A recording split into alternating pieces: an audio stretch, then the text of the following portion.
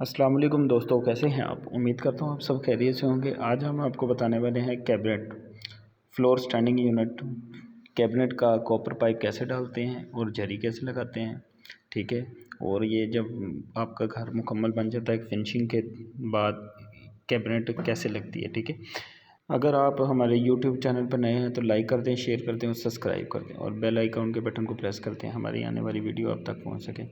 ये सबसे पहले हमने अंडरग्राउंड इसकी झरी लगा दी है दीवार के अंदर, जो पाइप अंडरग्राउंड हो जाए यानी बाहर से नज़र ना आए। कैबिनेट को पाइप डालने लगे हैं वो 5/8 का और 1/2 का है।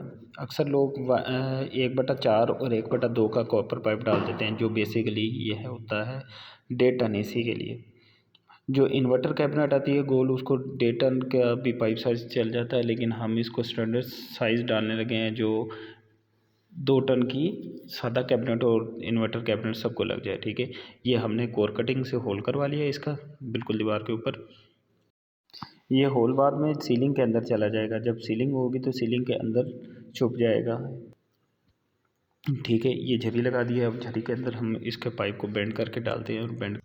ये बात लाजमी याद रखिएगा, जब कॉपर पाइप को हम बेंड देंगे तो कमरे के अंदर 3 फीट तकरीबन 3 फीट पाइप को हम कमरे के अंदर रखेंगे इसके अंदर। ठीक है। जब बाद में जब हम कैबिनेट को इंस्टॉल करने लगेंगे तो कैबिनेट के अंदर पाइप बगैर किसी जोड़ के बगैर किसी जॉइंट के चला जाए। ठीक है। ये बेसिकली कैबिनेट है बेसमेंट की। ये बेसमेंट से हमने कोर कटिंग ये ऊपर होल करवा कर बिल्कुल वो झरी लगा कर ऊपर की तरफ 2.5 से 3 साढ़े 3 फीट पाइप छोड़ दिया। ठीक है। और इसके साथ हमने आउटर की ड्रेन का पाइप डाला। जब इन्वर्टर AC हीटिंग पर चलता है तो आउटर के अंदर से पानी आता है।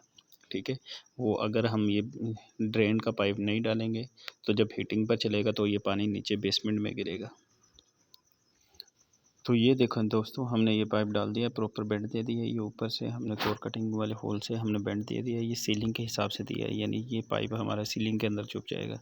ये प्रॉपर बेंड दे दिया, झरी के अंदर आ गया। जब इसको प्लास्टर करेंगे, मिस्त्री प्लास्टर करेगा तो ये दीवार के बिल्कुल अंदर चला जाएगा, कंसील्ड हो जाएगा। ठीक है। और ये पाइप हमने तकरीबन 3 फीट दीवार से बाहर की तरफ अंदर की तरफ हमने छोड़ दिया, जो कि बेंड होकर बाद में कैबिनेट के अंदर चला जाएगा।